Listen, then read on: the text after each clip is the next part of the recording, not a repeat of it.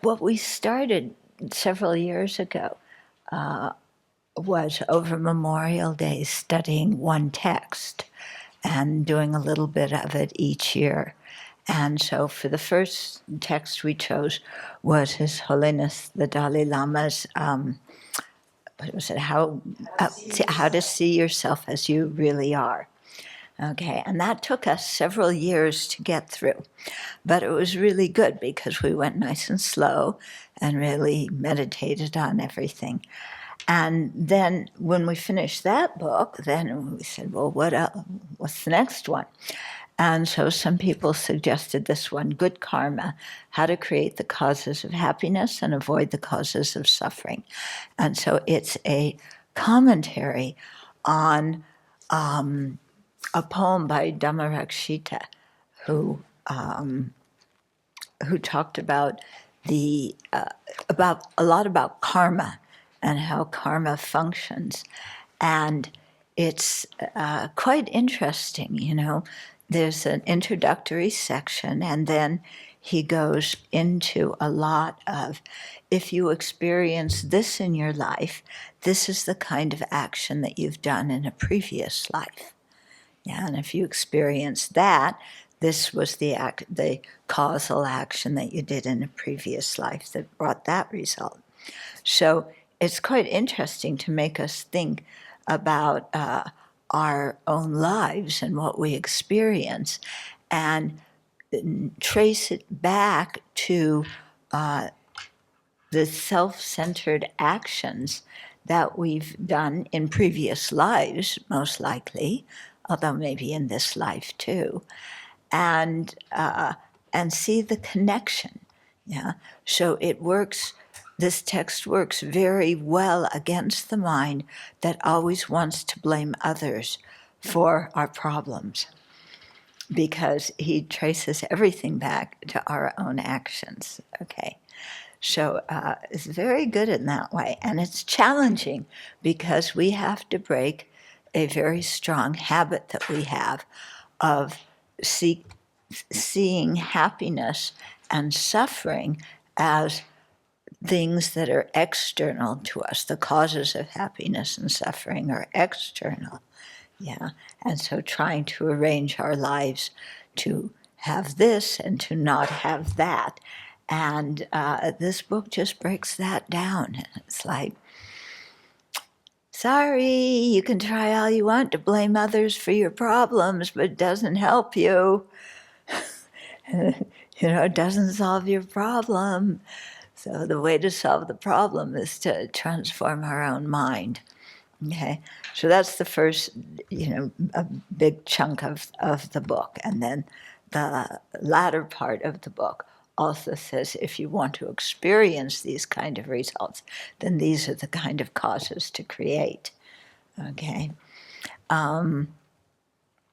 So this book has an interesting background because I've taught it the root text several times, and then somebody suggested making it into a book, so we made it into a book.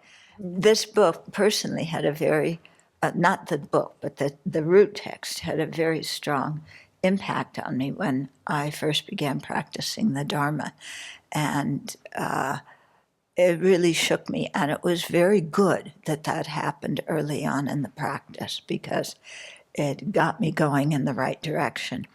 So the story behind that is that I was living at Kopan Monastery in Nepal and quite enjoying living there and, receiving teachings and practicing. And then I got hepatitis A. Okay, so when you have Hep A, you have absolutely zero energy. So I was staying, this building has subsequently been torn down, but this was 1976, so it was a while ago. So it was a building, a multi-story building, and just between one floor and the other, they had planks. So the ceiling, if you were on the bottom, the ceiling of your room was the floor of the room above you. And since there were planks and spaces between the planks, when somebody in the room above you swept their floor, you got snowed on. Okay. So I was lying in my room, had zero energy. And HEP also, it's related to anger. The liver is related to anger. So I, was kind of mulling around in my anger. Like those cooks who didn't wash the vegetables very well, and that's why I'm sick, and nah. And then, at that time, there was one regular toilet, which was so filthy you didn't want to even go in it. But the rest of the places were just ditches in the ground with bamboo mats between the stalls, so a big open hole and 2 planks across it. So when you had to go pee-pee in the middle of the night, you better be very careful where you're walking so that you don't find yourself inside the pit. So this was the circumstances where I had HEP. And going down to the toilets, it was like, and then back up to my room, it was like climbing Mount Everest, when you have no energy, you're just like, okay. So I'm lying there and missing out on everything that's happening with everybody else. And then somebody brought me this book called The Wheel of Sharp Weapons. And I thought, okay. So I could manage, I had enough energy to turn the pages. That was about it. And I'm reading this book, and I came across, we'll come to this verse as we get going. But I came across the verse, I think it's number 9, that reads, "When my body falls prey to unbearable illnesses." So I'm lying there with HEP, can't move. "It is the weapon of destructive karma returning on me for injuring the bodies of others. From now on, I will take all sickness upon myself." So I read that verse, and I went,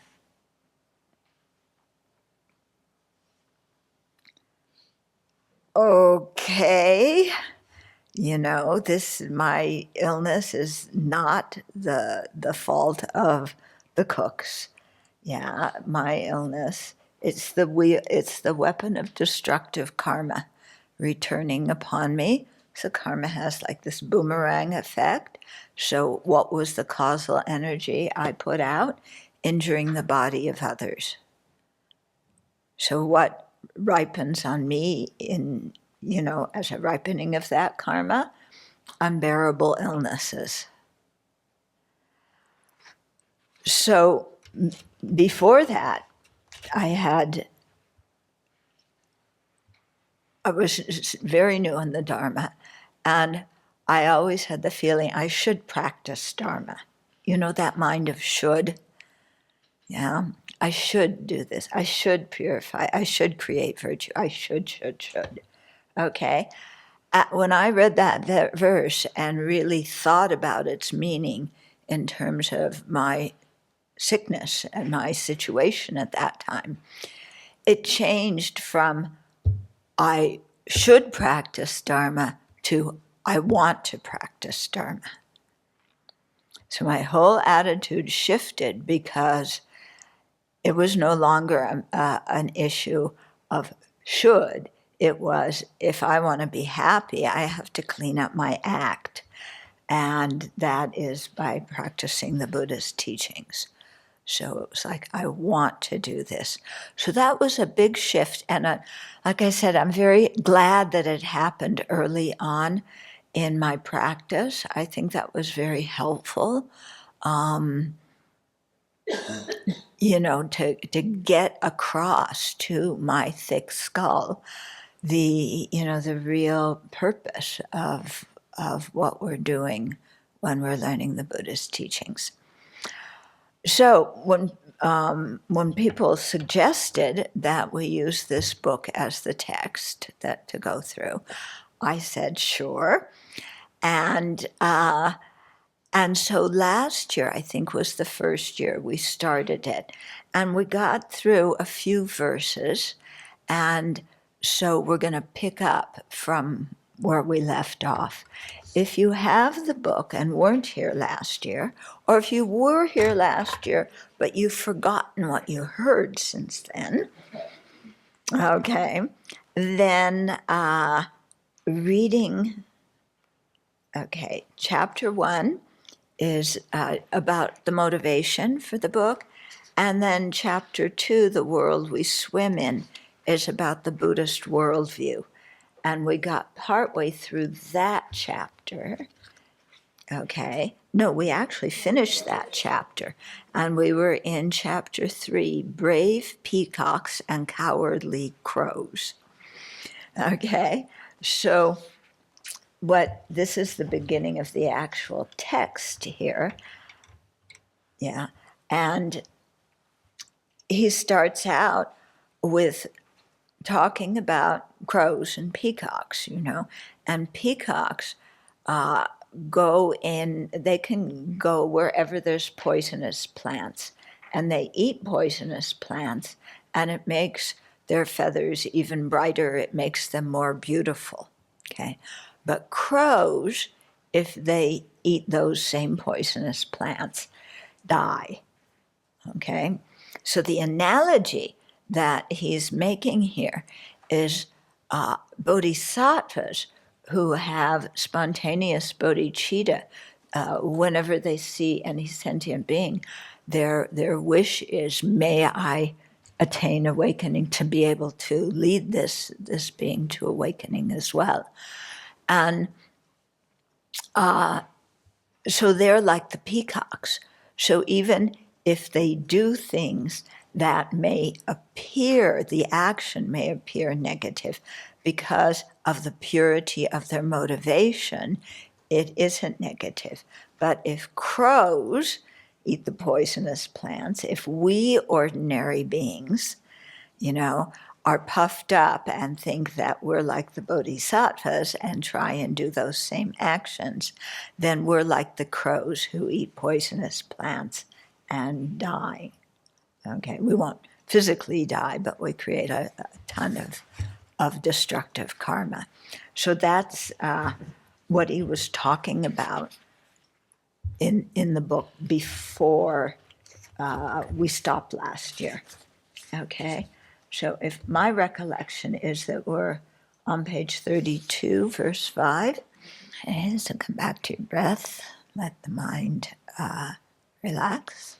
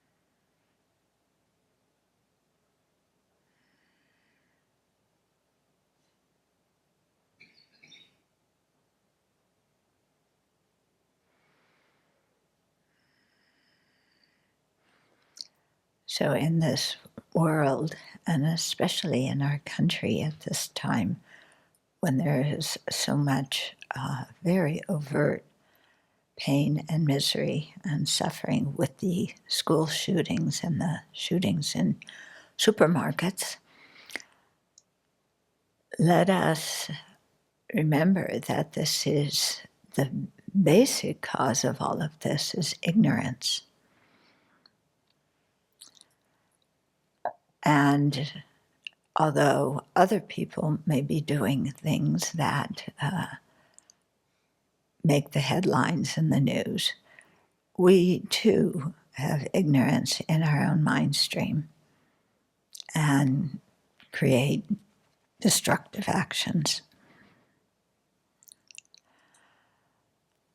So when we think of helping ourselves and getting ourselves out of the cycle of samsara, then let's include all other living beings in that wish for freedom, because they're just like us, wanting happiness, not wanting suffering, overwhelmed by ignorance and other afflictions.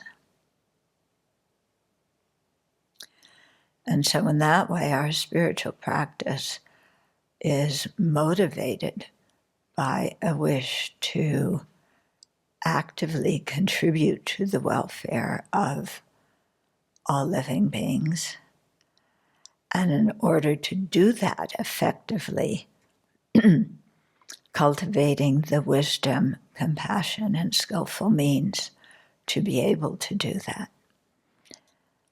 And so to do that, we need teachings. We need to learn how to purify our mind and develop these good qualities.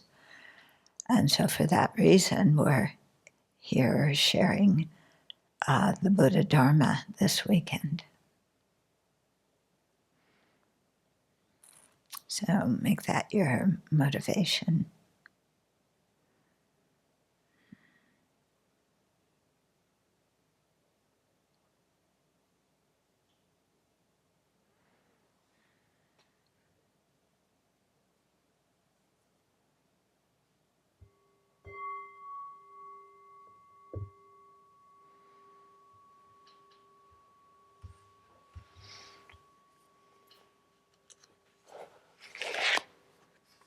Okay.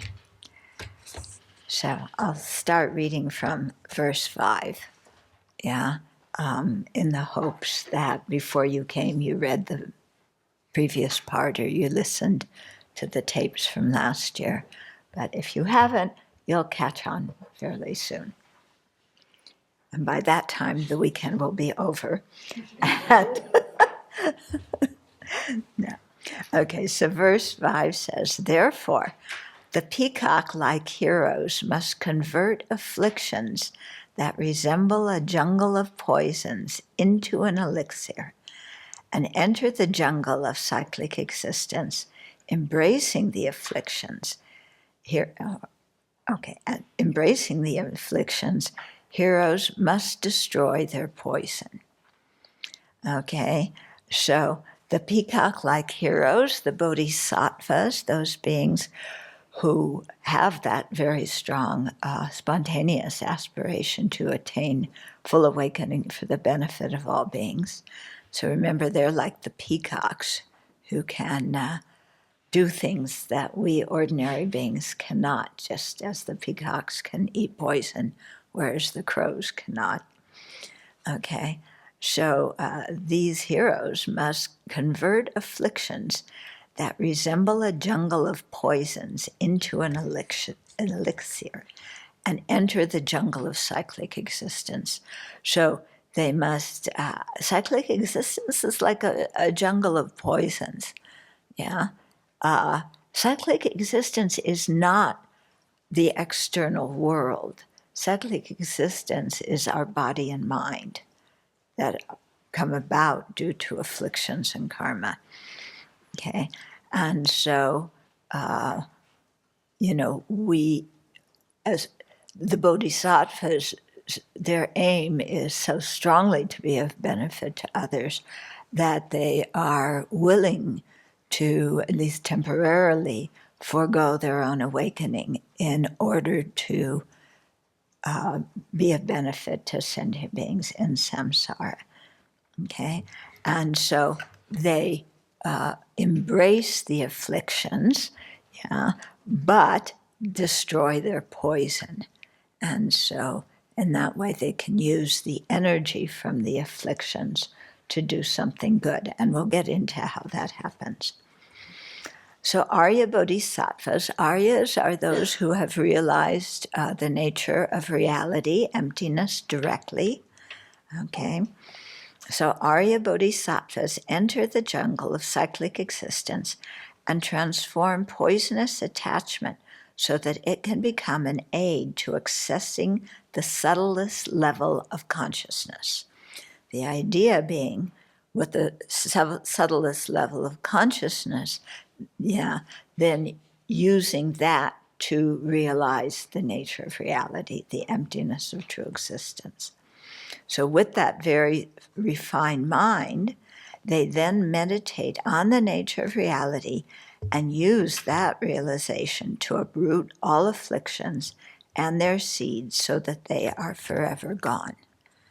Okay? So the bodhisattvas use attachment to help them access that very refined, subtle level of mind, and then use that mind to realize the nature of reality, and in that way begin over time to cut the root of samsara, the ignorance grasping to existence.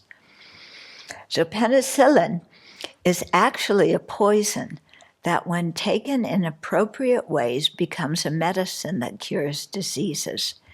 In the same way, Arya Bodhisattvas use afflictions skillfully so that they become the means to generate the liberating wisdom of bliss and emptiness that cuts the afflictive and cognitive obscurations.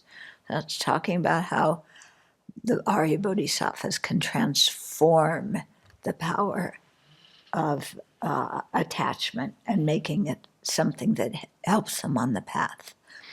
Through the example of peacocks and crows, the first 5 verses clarify the difference between Arya Bodhisattvas and ordinary beings and the ways they are able or unable to transform the afflictions, or maybe better to say, to use the afflictions as part of the path. Okay, so the homage which was at the beginning of the text, which reads, homage to the 3 jewels. This is the wheel of sharp weapons striking at the vital points of the enemy. Homage to the wrathful Yamantaka.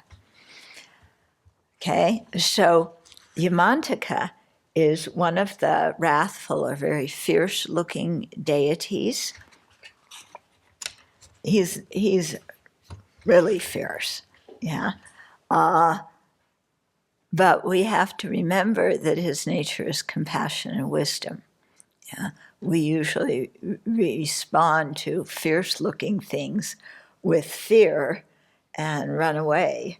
And here, Yamantaka is showing that very fierce aspect, but what he is trying to harm is our afflictions, our ignorance. So he's not harming us or other living beings, but he's striking at what the real enemy is, which is these wrong conceptions, these mental factors in our own minds that misapprehend things. Okay. Through the example of, So the homage introduces Yamantaka, the destroyer of death. Yeah, so he is really fierce. And he is the one who destroys Yama, who is the anthropomorphized image of the Lord of Death. There's no actual Lord of Death, but create this kind of monster-like figure. Yeah, like the one on the cover of Samsara, Nirvana, and Buddha Nature. Yeah, who is, the anthropomorphized image of what death is. And then Yamantaka looks equally as fierce, but he's destroying death, whereas Yama, the Lord of Death, destroys our lives. Okay, so you can see it's counteracting death, and Yamantaka is counteracting the ignorance that causes birth, that brings about death. So Yamantaka is the destroyer of death, who conquers death by generating the blissful wisdom realizing reality.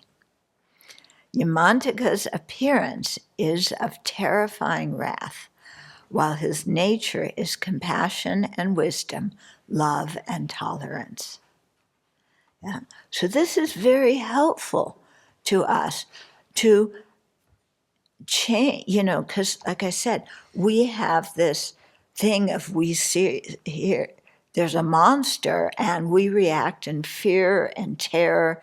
Our mind completely shuts down. We can't, think clearly. Yeah, and we run away or we strike back, but But here, what we're doing is we're seeing the image. Yamantaka looks really wrathful. Yeah, but we're training our mind also not to react to those kinds of things in our life by becoming so immobilized by terror that we can't function. Yeah, so when you're doing the practice of your Yamantaka, you're visualizing, this monstrous-like figure. But as it says here, his nature is compassion and wisdom, love and tolerance. Okay? So you're seeing something that's fearful, yeah, or ferocious, but you're training your mind not to be afraid of that appearance. Okay? And then to see that the actual nature is, compassion, wisdom, and so on.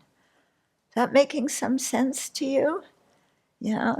I mean, just to give you an example, when I was on one of these long distance flights across some ocean or the other, and they're showing these movies that are like whatever.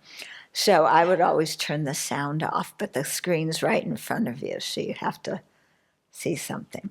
So I was looking at the screen, and I guess it was, one of these horror movies or something like that. And not so good to play on a transoceanic flight when you're 3,000 feet above water. But anyway, they were playing it, and so in the film, there was one woman in the room, and the room was dark, and a skeleton was in the back of the room and came walking slowly up behind her. Okay? So you know what's going to happen. Yeah? Yeah, what's going to happen? This is a movie, So they got to make you afraid. So you know that she's going to turn around and see the skeleton and just scream in horror and run away and blah, blah, blah, blah, blah. Okay? Because that's what movies do, or what screenwriters do. But when I was watching this, before she turned around, I thought, just turn around and talk to the skeleton. Yeah? Instead of being afraid of it, just turn around and say hello. How are you doing? Yeah, I mean, why not? Okay. And that thought just popped in my mind, and it really gave me a clue about how the practice of Yamantaka works and how to deal with fear, So when things arise, sometimes it's not even anything external that makes us afraid. It's our own mind thinking about something. Yeah. And, we're here, we're in a safe place, but our mind thinks of something and then we get terrified. To be able to, in our mind, turn around and talk to that thought, or talk to that fear instead of just letting the afflictions overwhelm our mind and run the show. Yeah. But it means, having the ability when something happens and your mind's about ready to go ballistic, to say, oh, wait a minute, there's another way to deal with this. And then turn around and talk to your anger, talk to your fear, talk to your terror, And, yeah, and like, what are you afraid of? I mean, where are you right now? I'm here, yeah, in the Abbey with a bunch of nice people around me. Yeah, there's nothing that's harming me right now. So, hello skeleton, hello fear, whatever it is. Yeah, sit down, have some tea, relax. There's nothing to be afraid of here. Yeah. And so to learn to deal with some of our afflictive emotions in that way. Yeah. Here's like incredible, how your mind sometimes gets really needy? You need this, you need that, this incredible neediness. Yeah. And turn around and talk to it. Okay, needy mind, what exactly do you need? I need, nobody appreciates me, nobody loves me, I want love and appreciation, I want a big hug.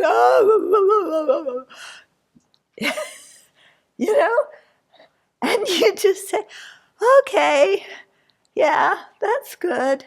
And then you offer some love to yourself, okay? Or you imagine Sravasti, the Buddha of compassion, giving you a big hug. Yeah? And then your mind kind of, the neediness calms down. Yamantaka's appearance is of terrifying wrath, while his nature is compassion and wisdom, love and tolerance. His anger is not like ours.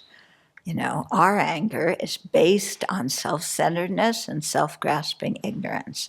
We get angry with sentient beings because we think they are the cause of our problems. Bodhisattvas and deities such as Yamantaka are wrathful toward the afflictions, okay, towards polluted karma, towards the self-centered thought, towards cognitive obscurations, because those are the real enemies that cut off our life and make us suffer. So the real cause of our problems is inside our own mind, yeah, not in the world. And, at first, that means, but, it's so comforting in one way to blame the world for my problems. But if the world, the external world, were the source of our problems, then there would be no way ever to have any kind of peace because we can't control the world. Yeah, whereas if the source of our problems is in our own mind, that's something we can do something about, okay? So it involves us being responsible for our practice and responsible for our mind. But it is also good because we can do something, yeah, remedy the situation. When we invoke Yamantaka to slay all the afflictive mental states that keep us bound in cyclic existence, it is important to remember that he symbolizes wisdom and compassion. Okay, so it's wisdom and compassion that slay the ignorance and the self-centered thought. Yeah. So wrathful deities do not punish or inflict harm on sentient beings. Okay, this is very important. Yeah. They're the Buddhas, the Bodhisattvas, nobody, none of the holy beings punish or inflict harm. None of them judge us and send us to heaven or hell. And I really stress this because many of us have been brought up in religions that talk about a wrathful creator, who punishes you, who judges you, who sends you to heaven or hell or purgatory or wherever else. And do not think that the Buddhas and Bodhisattvas have those qualities and do those actions. What the Buddhist concept of holy beings is very different than the Old Testament God, Okay, so very, very important to have clear in our mind. Nobody punishes us. We create the cause for our own suffering. But the Buddhas and Bodhisattvas have so much compassion. Why would they try and harm us? It doesn't do any good. If they could, they would take away all of our ignorance, all of our self-centeredness. If they had that ability, they would do that. They don't have that ability because they're up against our karma and the strength of our afflictions. But they help us and they guide us. But there's never any punishment or reward involved. Okay? And so our creation of karma, and experiencing the results, this is not a system of reward and punishment. Okay? Very important. It's just when you plant tomatoes, you get tomato plants. And when you plant chili pepper, you get chili pepper. So it's just us creating the causes for our own experience. No reward, no punishment by any other external being, divine being. Okay, so the wrathful deities do not punish or inflict harm on sentient beings. They know that we have the potential to become fully awakened Buddhas, and with compassion they want to help us. Their ferocious energy is directed towards the cause of our dukkha, which is ignorance, self-centeredness. Their ferocious energy is directed towards the causes of our misery, not towards us. So here you see another important point in the Buddhist worldview, is we separate the person from the action. People do actions, but we are not actions. So, and we all make mistakes under the power of ignorance, anger, and attachment. But that does not make us evil, incorrigible beings. So the person has Buddha nature. We all have the potential to become fully awakened. Our mind is covered with this garbage of the afflictions and ignorance and polluted karma. But these two things the afflictions have not entered into the nature of the mind.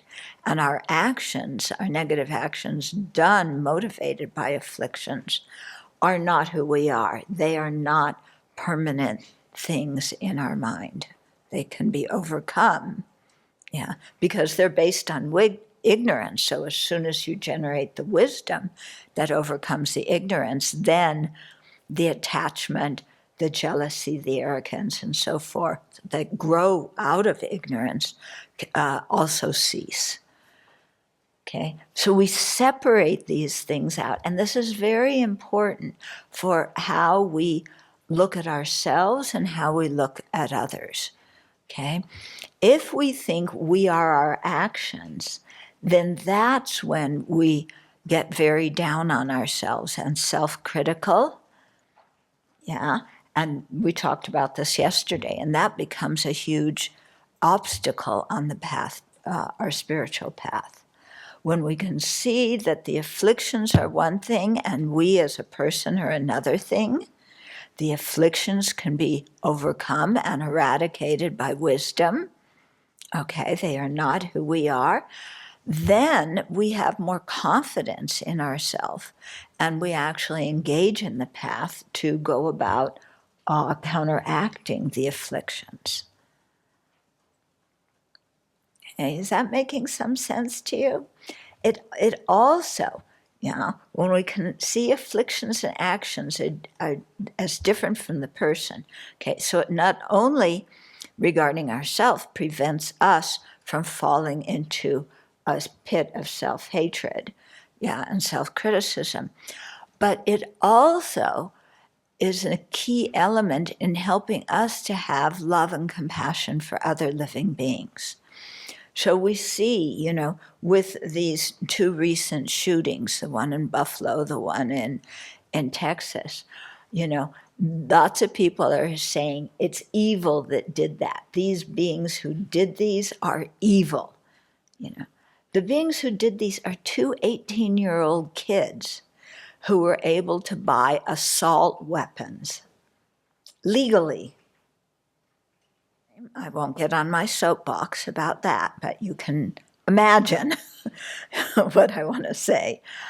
Anyway, those kids are not evil incarnate.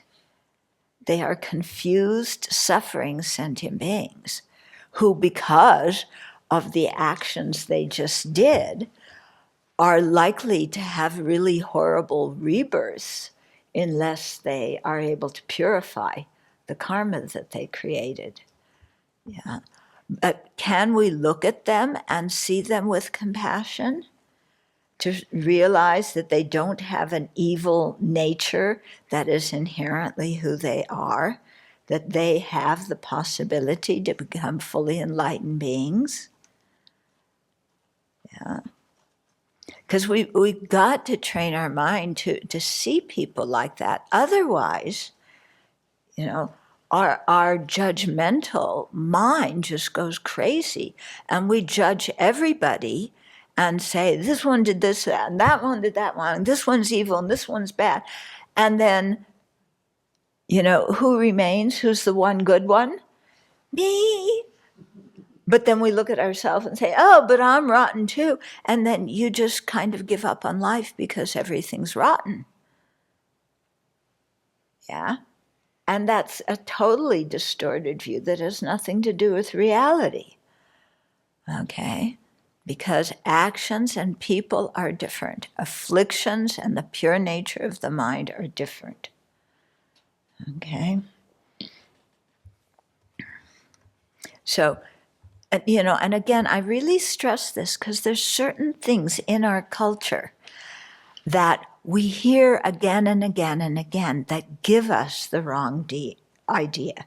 So not only, original sin and God is going to punish you or send you to hell or whatever, okay, but also how do we discipline children? A child spills their milk, okay? We've all spilled milk probably as kids, So what are you told? You're bad because you spilled milk. Isn't it? Bad boy, bad girl. You slapped your brother or sister. You're bad. Don't do that. So, when we discipline kids, we often tell them they're bad. Just telling somebody they're bad doesn't give them any understanding about what the action was that they need, that is alarming you. Okay? So instead of saying, when you slap your brother or sister, that hurts them, which gives the child some useful information like, oh, I'm hurting somebody. You just say you're bad, and the kid has no understanding of what he did. But instead, hears again and again, you're bad, you're bad, you're bad. Yeah. Now, we may think this doesn't make much difference. Okay. I taught first graders, yeah, and third graders and fifth graders, but especially with first and third graders, you can see what they've been told at home already. Which kids have been told you're bad because they come into school with a mind saying, I'm bad. Or which kids have been told they're stupid. Yeah, sometimes you spill your milk. It's not that you're bad, but you're stupid. And they grow up with this idea of I'm stupid. And these kids are not stupid and they are not bad. But some adult has said this again and again and again, and the kid has it imprinted in their mind. And this becomes very, very difficult for kids to handle, yeah, because the whole society is based on judging good, bad, stupid, smart.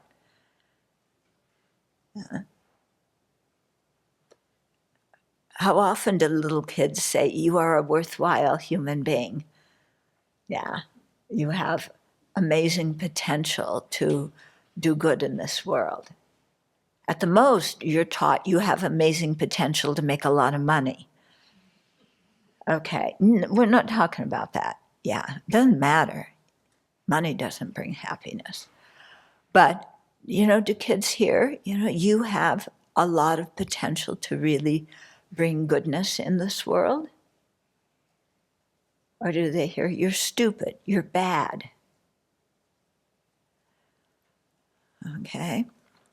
So, similarly, when I'm going off on a tangent here, but similarly, when we're giving feedback to either children or adults too, yeah, to point out what it is that that we like, what is the action that they did that benefits us, or what is the action that is harmful, but without saying they are bad because they did it.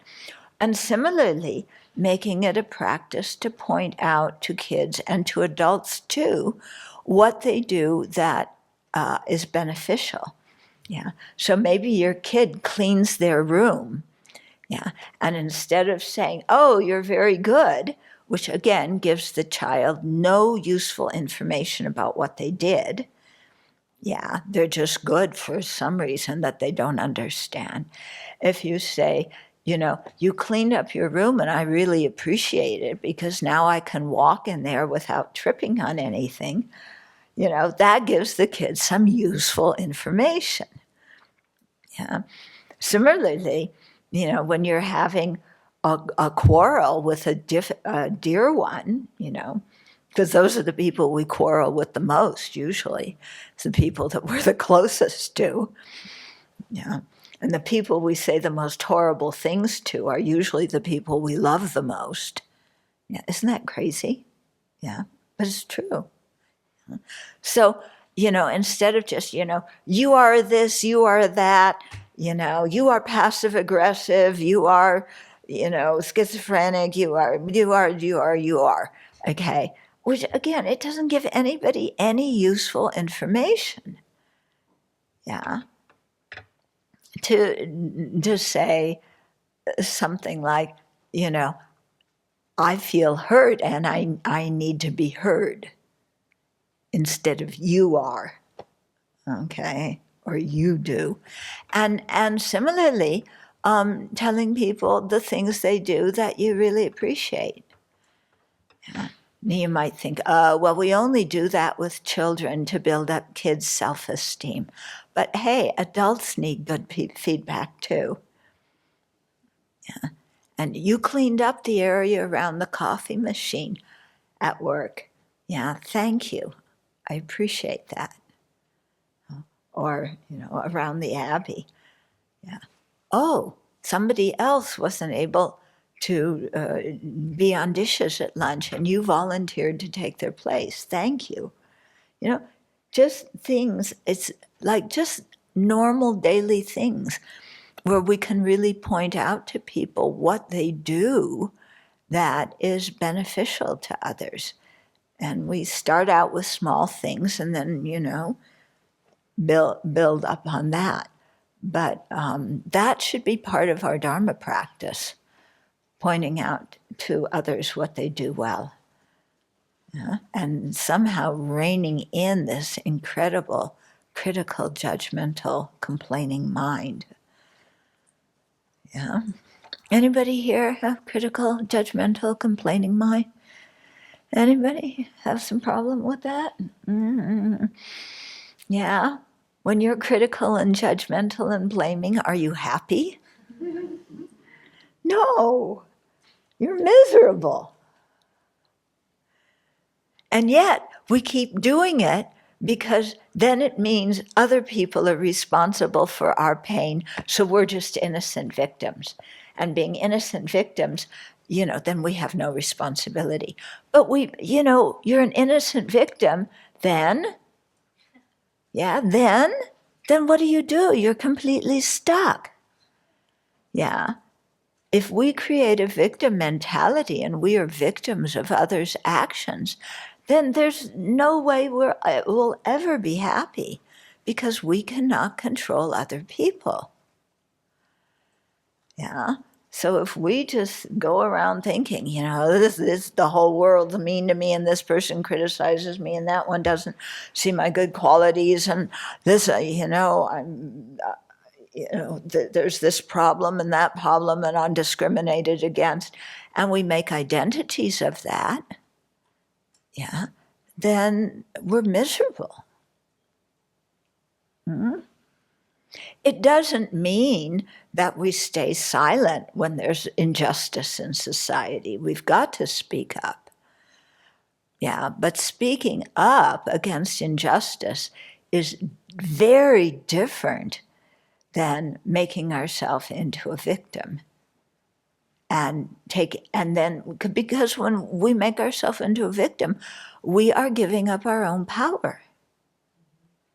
Yeah, because it's all other people's doing. And how am I going to control other people? Make them do what I want. I've been trying that my whole life, and in previous lives too. Yeah, always trying. Yeah, don't you always try and make people do what you want them to do? Yeah, don't you? Some people looking. Oh, me? Well, yeah, you do. We're with friends, we can admit it. So we do that, but it's a big trap. It's a big trap when we do that. Okay, in other words, we are not our afflictions, we are not our faults or our bad habits. We are not the destructive actions we have done.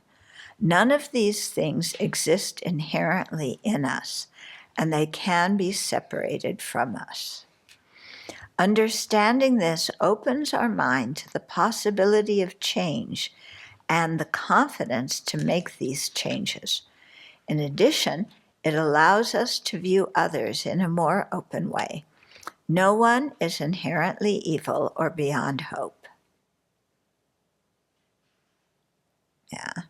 No one is inherently evil or beyond hope. No matter what horrible actions people may have engaged in, they are not those actions.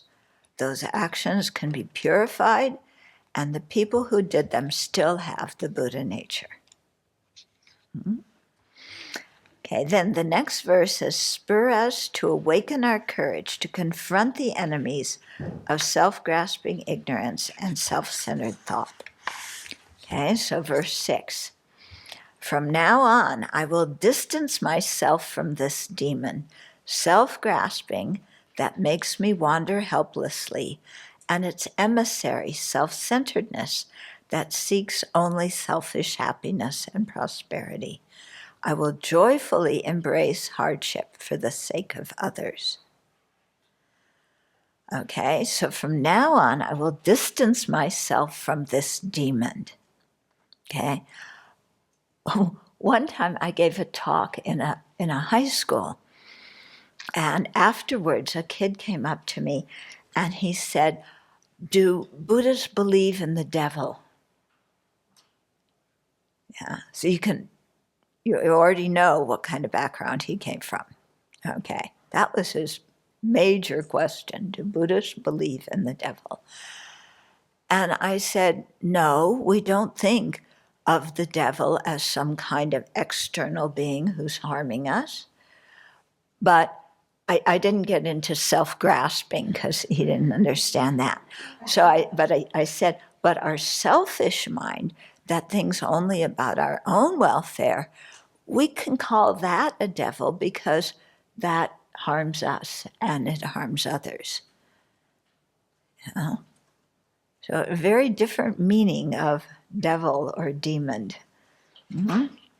Okay, so from now on, I will distance myself from this demon. So what's the demon?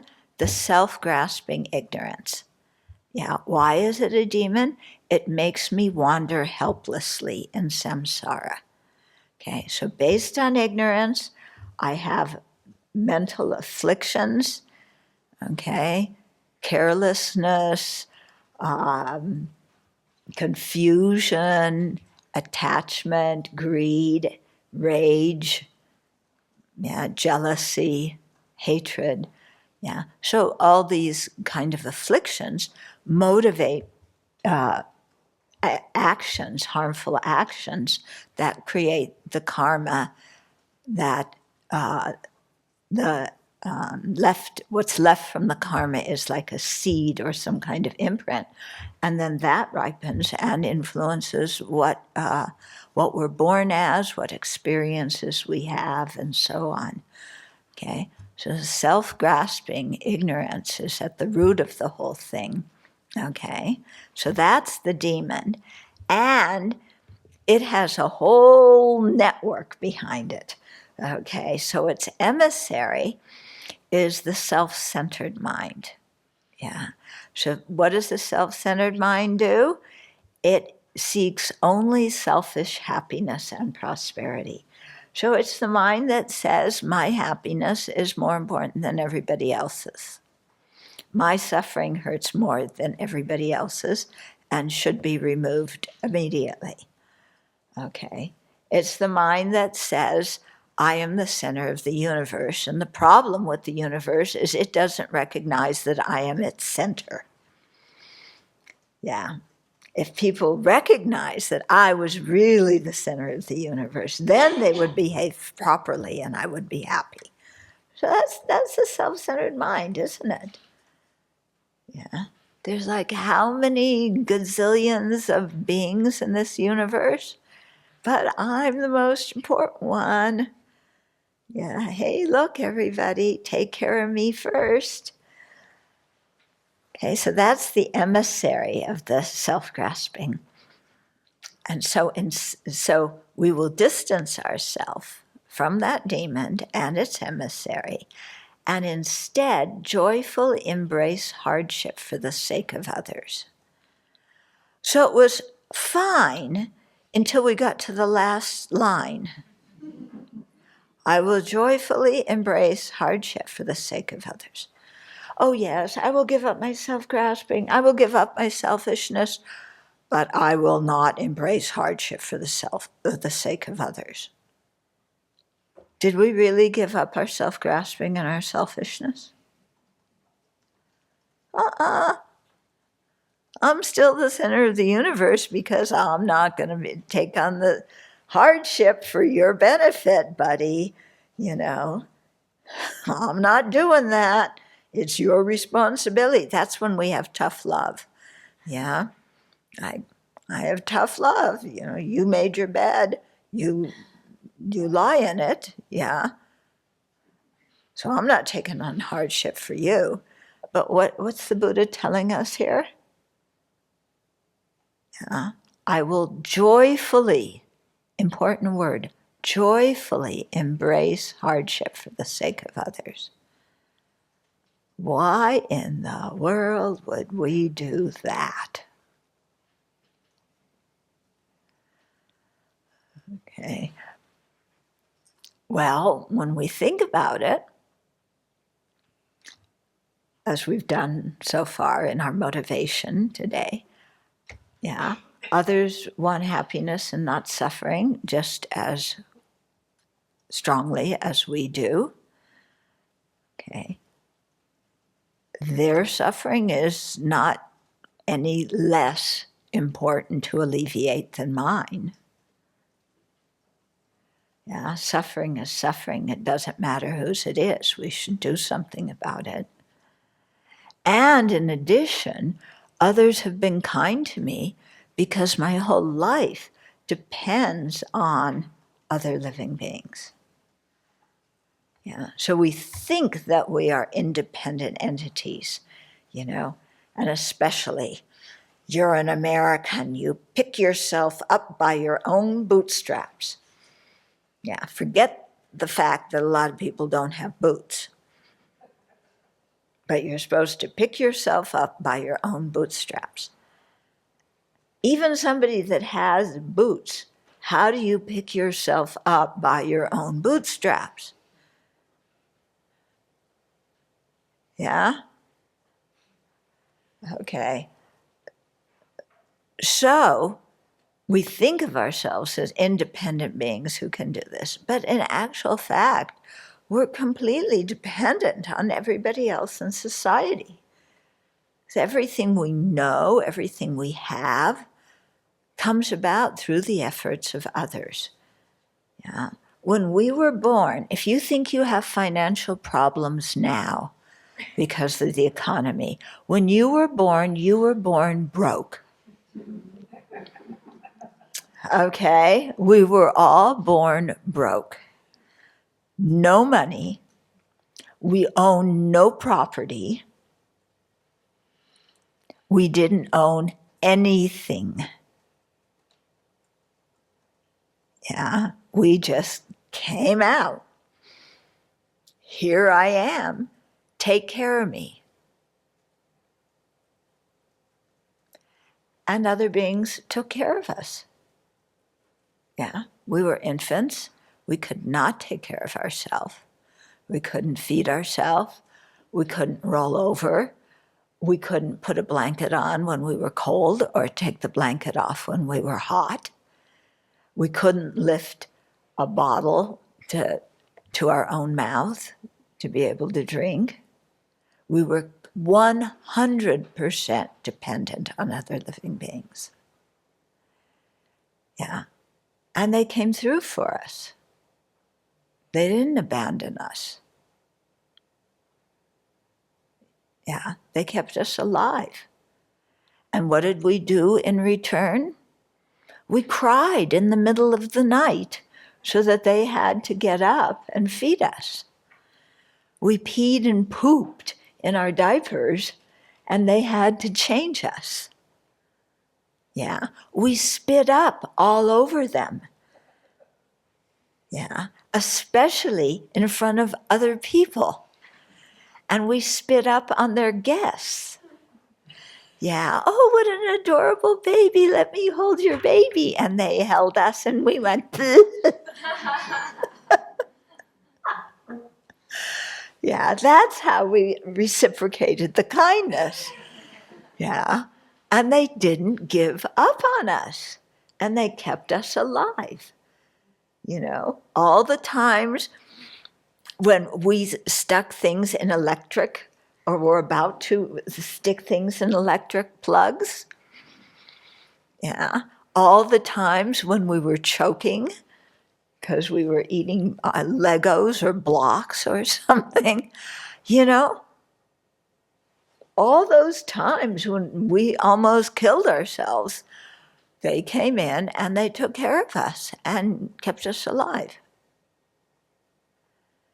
Yeah. So this idea of joyfully embracing hardship for the sake of others, this is not some wild, crazy idea. it's just help me, reciprocity. Okay, we're reciprocating their kindness. Okay, that's all we're doing. So, we shouldn't think of this as like some enormous thing that we're doing. It's just what human beings do to take care of each other, and we should participate because others have, really been very kind to us. And so in that way, instead of just, again, the complaining, disgruntled mind saying, oh, I had this hardship as a child, I had that hardship, they did this to me, they did that to me.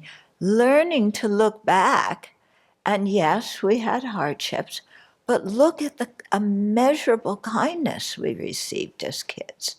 And all through our lives, everything we own, everything we have now, came from other people.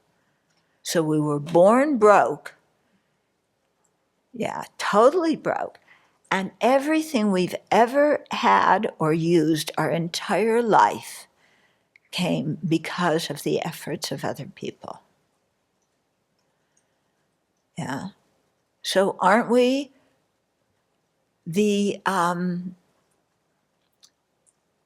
recipients of immeasurable kindness? Yeah, when we look at our whole life, even kindness from strangers. Yeah, we don't know the people who run the PUD, but it's because of them that we have light and we have a microphone and we have a camera, with electricity to run it.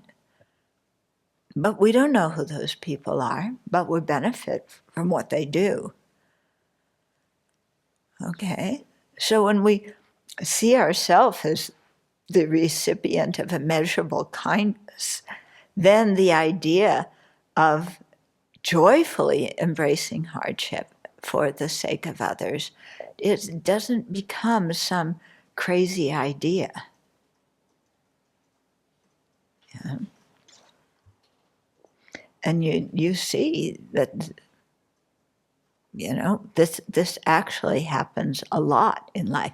If you are a parent, you have a good training in joyfully embracing hardship for the sake of your kids.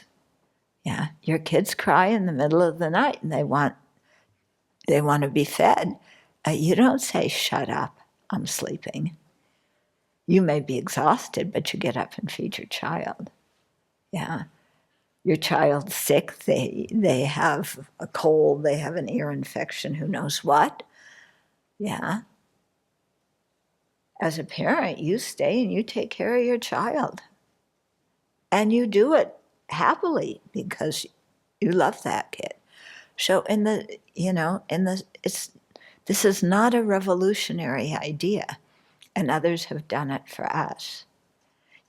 If you think about the shooting this week in Texas, there were parents outside the school. The law enforcement has admitted now that how they handled the situation was not very good, because there were police officers and other first responders in the hallway of the school while the shooter was in the room with the children for over an hour.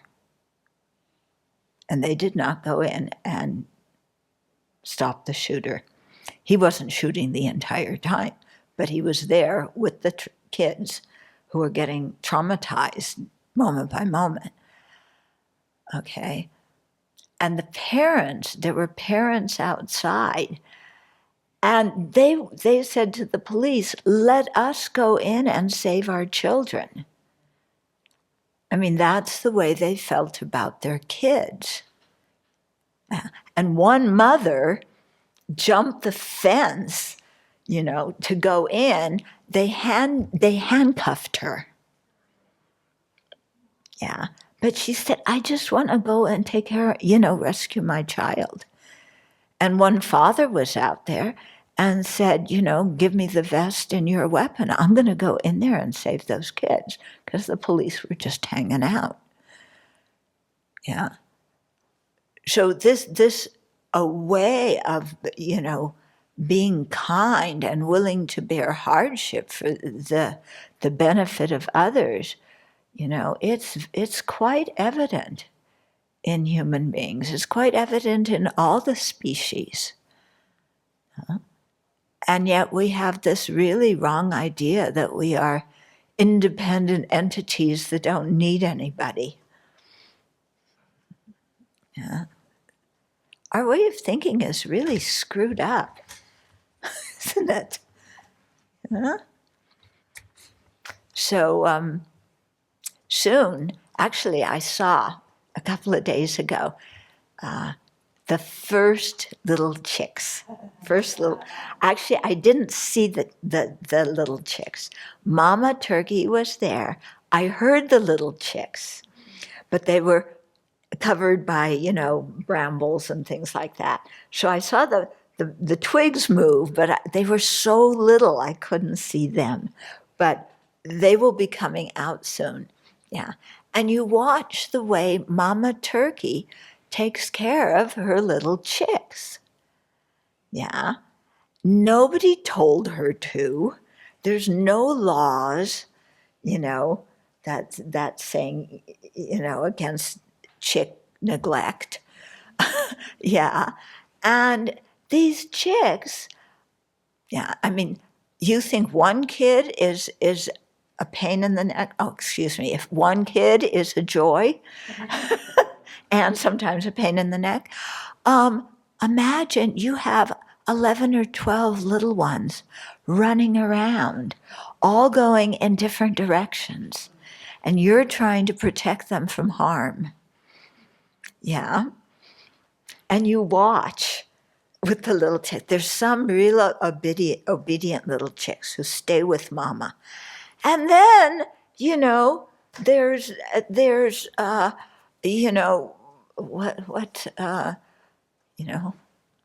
Donald chick who is running off over there, and Mama's going cluck, cluck, cluck, cluck, come back. And he's just off doing his trick. And then there's Ted chick. He and Donald are really good friends. And, Ted chick runs off too. And Mama's going, hey, you guys, come on, we've got to move together and stay together, because there's coyotes around here. Yeah. And they just go. And you see every day it's the same, two little chicks who are kind of running off, and poor Mama. But she makes sure that they come along. Yeah. She may start to walk off without them, but she makes sure that they're following in the end. Okay? So that's the kind of way that, people took care of us too. When we were off doing all of our trips. Yeah, remember your teenage years? Not just as teenagers, We can do our own trips at any age. And, people helped us. So to remember this, then I will joyfully embrace hardship for the sake of others. It's just something you do. Okay, let's pause here. Maybe there's questions or comments. When you asked the question about can I see the two 18-year-olds with compassion and not see them as defined by the actions that they've done, it's easier because they haven't harmed people that I know intimately. Whereas I think that if they had harmed someone that, like my parents or my grandmother, or that, it would be a whole lot harder. Mm-hmm. So that just raised the question in my mind of like, when it's, of course, my mind is like, wow, it's terrible, and there's deep sadness there, but it'd be so different, I think, if it was those who I'm attached to. So then, yeah, just like, how could I work on my mind so that if those who had died were my close relatives, how could I then keep my mind steady in the face of that when my attachment is just going crazy? Okay. So what are the remedies to a mind that is partial towards those we're attached to? What's the antidote to that? Seeing the faults of the attachment, meditating on death and impermanence. Yeah. And also recognizing that our mind is the one who gave these people the designation, they are more important than other people. The reason being because they help me. So it comes back to me, center of the universe. And they are valuable because they help me. How about they are valuable because they exist? And everybody else is valuable because they exist also. Okay, so you go back to the equanimity meditation to overcome the bias towards the people that we're close to. Other questions? On verse 5, in the commentary, it says that bodhisattvas transform poisonous attachment to become an aid to accessing the subtlest level of consciousness. Is it specifically attachment here, or is it Yes. any affliction? No, it's specifically attachment. Yeah. How do they do that? It's in the completion stage of Tantra, and by using attachment, it helps to generate bliss and to dissolve the winds into the central channel. And by dissolving the winds in the central channel, then accessing the fundamental innate mind of clear light and using that to realize emptiness. So with the fifth verse, you were talking about the example of, if you notice that you're experiencing fear, to sit with your fear and really try to understand what's within myself that's causing this.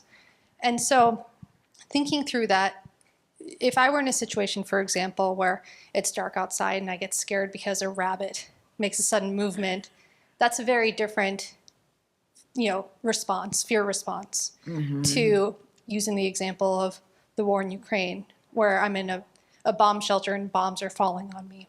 And so what I'm trying to understand here is, sitting with your fear for that split second where the rabbit scares you is a very different thing from sitting with it for who knows how long the bombs are going to be coming.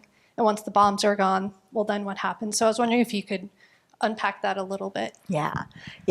Well, it's good to start with small situations. Yeah, don't start with the most difficult one. And so work on training the mind not to be frightened when the rabbit jumps or when somebody goes boo. Start with that kind of thing. And, just thinking ahead, if somebody were a bodhisattva, in Ukraine and there's bombs falling around, my guess is that there's a few different meditations that person could be doing. But one, I would imagine, would be the taking and giving meditation, which we're going to learn here, where you imagine taking on the suffering of others and giving them your happiness.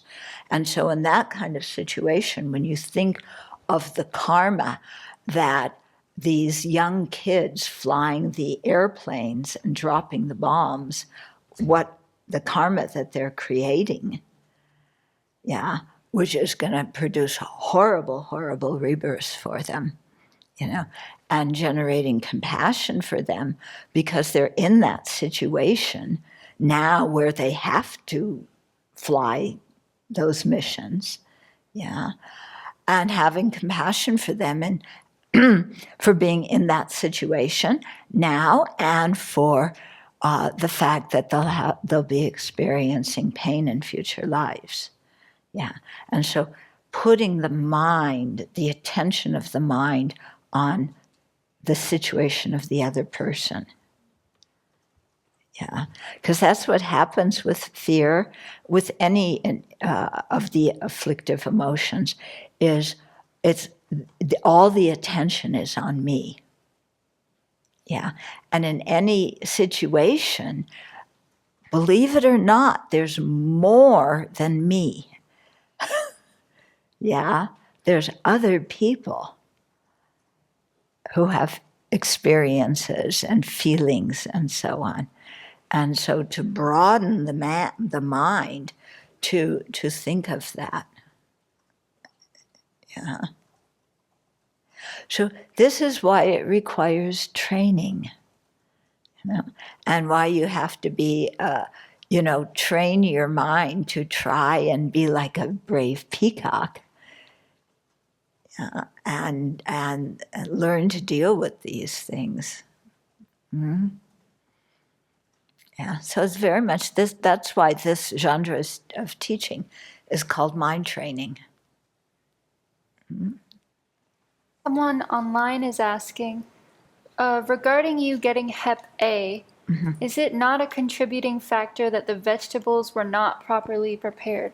Sure, that was a cooperative condition, but the principal cause why I got sick was my having injured other people's bodies in the past. Yeah. So any situation, there's always multiple causes, and then there's also multiple conditions. So we shouldn't think that there's just one cause or one condition. There's a whole display of many things going on there. And we don't even know what all of them are. But the kitchen at that time, the head cook was, I think, maybe 17, 18 years old. And the little boys, who was chopping the vegetables, the little monks, So kids who were 7, 8, 9 years old sitting there, do you expect them to have clean hands?